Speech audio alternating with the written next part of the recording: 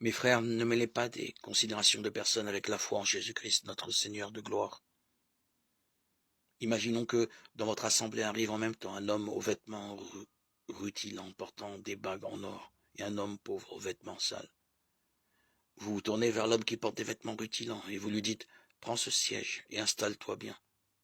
Et vous dites au pauvre « Toi, reste là debout » ou bien « Assis-toi par terre à mes pieds ». Agir ainsi, n'est-ce pas faire des différences entre vous et juger selon des valeurs fausses? Écoutez donc, mes frères bien-aimés, Dieu, lui, n'a-t-il pas choisi ceux qui sont pauvres aux yeux du monde? Il les a fait riches de la foi, il les a fait héritiers du royaume qu'il a promis à ceux qui l'auront aimé. Mais vous avez privé le pauvre de sa dignité. Ne voyez-vous pas que ce sont les riches qui vous oppriment et vous traînent devant les tribunaux? Ce sont eux qui blasphèment le beau nom du Seigneur qui a été prononcé sur vous. Certes, vous avez raison quand vous appliquez la loi du royaume, celle qui est dans l'Écriture. Tu aimeras ton prochain comme toi-même. Mais quand vous marquez des différences entre les personnes, vous commettez un péché. Et cette loi vous dénonce comme coupable. Lettre de Saint Jacques 2, 1, 9. Lorsqu'un homme entre au service de Dieu, l'habitude est alors qu'on lui montre du refus. Il lui semble qu'on le repousse d'en haut et qu'on ne lui permette pas du tout d'entrer au service de Dieu. Mais en vérité, tout ce refus n'est qu'un rapprochement. Il faut donc un très grand courage pour ne pas perdre l'esprit lorsque l'on constate que tant et tant de jours et d'années sont passés, durant lesquels on a fourni de grands efforts pour servir Dieu et l'on se trouve encore très éloigné. On n'a pas commencé du tout à entrer dans les portes de la pureté. On observe alors en soi-même que l'on est encore empreint d'épaisseur et de matérialité, d'arrière-pensée, de grande confusion. Tout ce que nous voulons entreprendre de pur afin de servir Dieu, on ne nous le permet pas. Il nous semble que l'Éternel ne tient pas du tout compte de nous et qu'il refuse totalement notre adoration. Car nous remarquons que nous avons supplié à chaque reprise.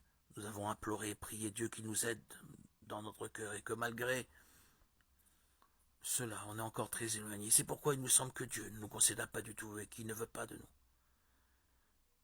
Pour tout cela et pour tout ce qui s'y apparente, il faut un grand courage, se renforcer beaucoup par soi-même et ne tenir en aucun compte de tout cela. Certaines personnes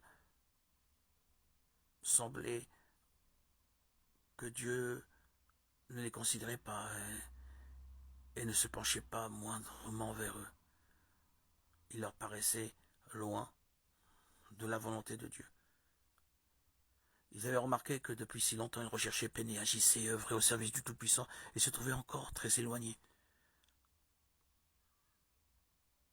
S'ils ne s'étaient pas grandement renforcés par eux-mêmes sans tenir compte de tout cela, ils seraient restés à leur première situation et n'auraient jamais atteint ce qu'ils ont atteint.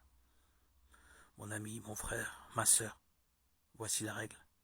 Force et grand courage. Emploie toutes tes forces pour rester constant dans ton œuvre. Ne te soucie pas, ne tiens aucun compte de tous les aspects qui sont négatifs ou qui s'y apparentent.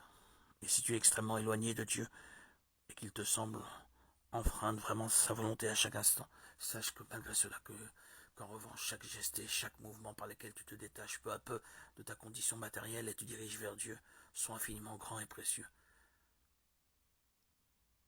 Fût-ce par un point infime que l'on s'écarterait de la matière et se rapprocherait de Dieu, on franchirait ainsi des milliers de lieues dans les univers célestes. Que ceci nous réjouisse beaucoup, que l'on s'efforce à être toujours joyeux, car la tristesse est extrêmement néfaste. Sache même que dès qu'un homme veut entreprendre de servir Dieu, être triste devient une très grave faute, car la tristesse c'est le mal, et Dieu la hait.